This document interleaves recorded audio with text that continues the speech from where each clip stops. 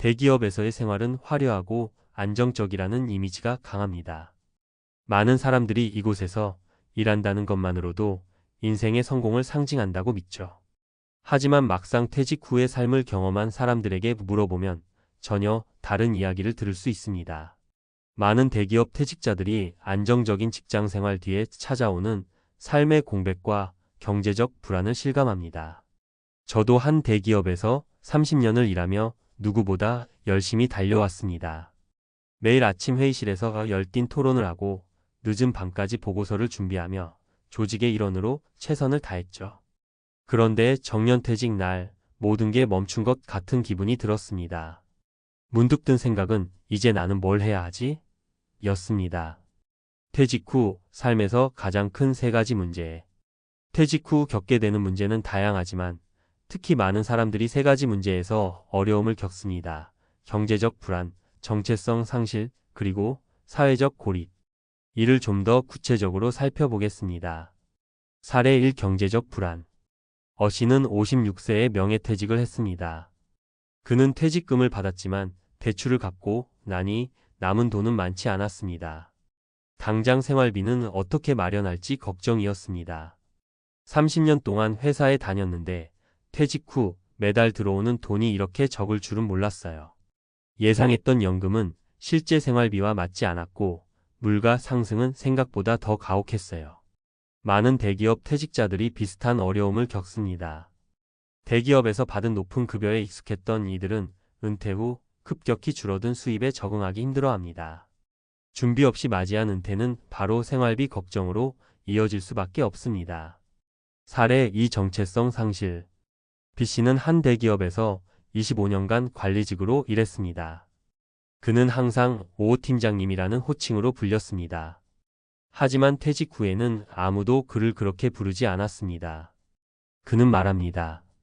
회사 밖에서는 내가 누구인지 묻는 사람이 없더라고요. 제가 살아온 세월이 다 부정당하는 기분이었어요. 정체성 상실은 대기업 퇴직자들 사이에서 흔히 나타나는 문제입니다. 특히 직장이 삶의 중심이었던 사람들에게 퇴직 후의 삶은 공허하게 느껴질 수 있습니다. 이를 통해 자아를 실현해왔던 만큼 그 자리가 비었을 때 오는 상실감은 예상보다 더 크죠. 사례 3. 사회적 고립. C씨는 대기업에서 20년 넘게 일하며 매일 동료들과 대화하고 회의를 주도하던 사람이었습니다. 그러나 퇴직 후 그는 갑자기 연락할 사람이 없어졌다고 느꼈습니다. 회사에서는 항상 바빴지만 막상 퇴직하니 친구들이나 가족과의 관계가 소홀했던 게 느껴지더군요. 하루 종일 혼자 있는 날이 점점 늘어나니까 우울해지더라고요. 사회적 고립은 은퇴자들의 정신 건강에 큰 영향을 미칩니다. 회사라는 공동체에서 벗어난 후 자신만의 네트워크를 구축하지 못하면 심리적 외로움에 빠지기 쉽습니다. 은퇴 후 삶을 준비하는 방법. 그렇다면 은퇴 후 이런 문제들을 최소화하려면 어떻게 해야 할까요? 몇 가지 구체적인 전략을 제안해 보겠습니다.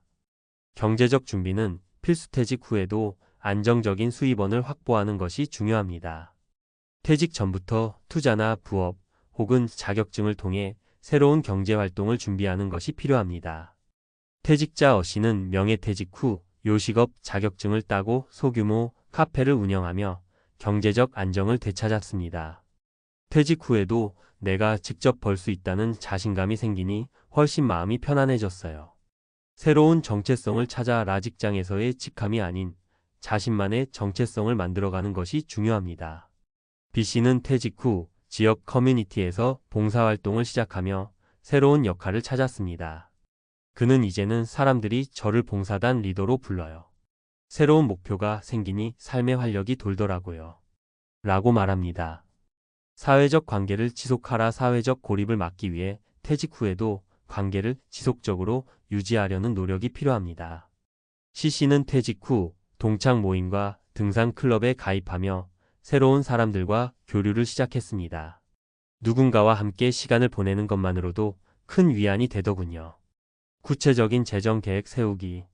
퇴직 후 안정적인 삶을 위해서는 구체적인 재정 계획이 필요합니다. 여기서는 경제적 불안을 줄이고 지속 가능한 생활을 위한 방법을 소개합니다. 퇴직 전 재무 점검. 퇴직 전 자신의 재정 상태를 철저히 점검하세요. 현재 자산, 부채, 예상 연금 수령액, 생활비 등을 정리해 보는 것이 첫걸음입니다. 퇴직자 어씨는 퇴직 전에 가계부를 작성하며 예상 수입과 지출을 계산했어요. 그 덕에 퇴직 후 경제적 충격을 줄일 수 있었죠. 라고 말했습니다. 다양한 수입원 확보. 퇴직금과 연금만으로는 부족할 수 있습니다. 소규모 투자나 임대 수입, 부업을 통해 다양한 수입원을 마련하세요. B씨는 퇴직 후 소규모 창고를 임대해 추가 수입을 얻었습니다. 처음에는 부담스러웠지만 임대 수입이 들어오니 큰 도움이 됐어요. 소비 습관 점검. 퇴직 후에도 지속 가능한 소비 습관을 유지하는 것이 중요합니다. 불필요한 지출을 줄이고 꼭 필요한 곳에만 돈을 쓰는 습관을 들이세요. C씨는 퇴직 후에는 충동 구매를 줄이고 필요한 물건만 사기 시작했어요. 생활비가 절반으로 줄었죠. 라고 했습니다. 전문가, 상담 재정관리 전문가의 도움을 받아 퇴직 후 자산 운영 계획을 세우는 것도 좋은 방법입니다.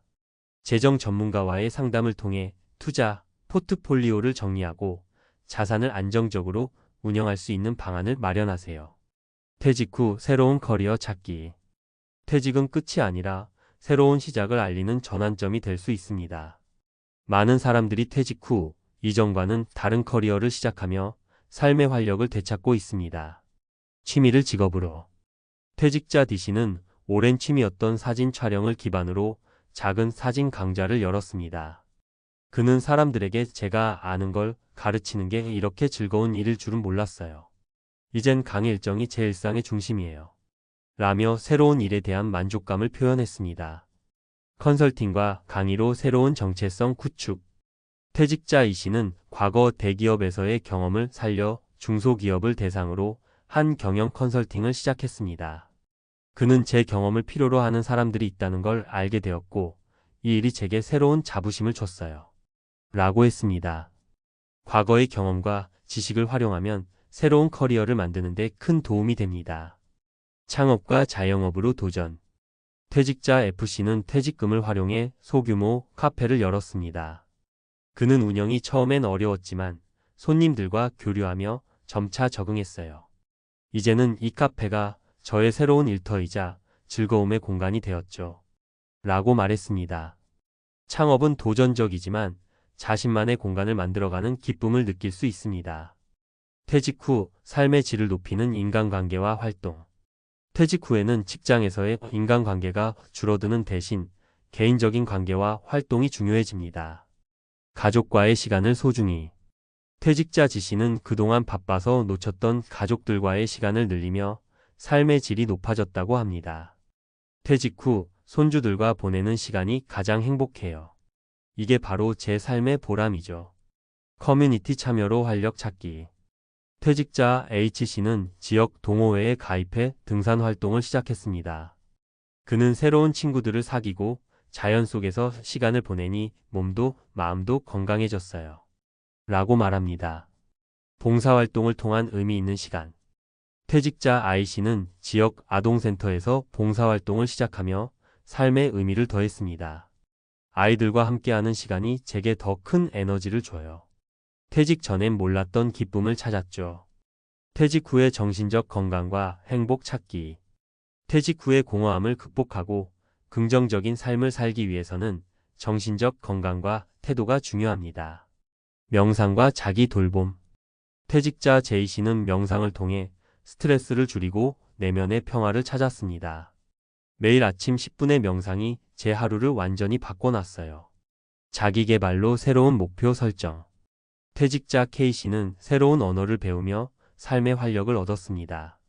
매일 조금씩 배우는 게 제 삶의 큰 즐거움이 됐어요. 긍정적인 마인드셋 유지. 퇴직자 L씨는 모든 걸 긍정적으로 바라보려 노력하니 퇴직 후에도 행복한 삶을 살 수 있었어요. 라며 마음가짐의 중요성을 강조했습니다. 퇴직은 새로운 도전과 가능성의 시작입니다. 지금부터 작은 변화와 노력을 통해 당신만의 행복한 은퇴 후 삶을 설계해 보세요.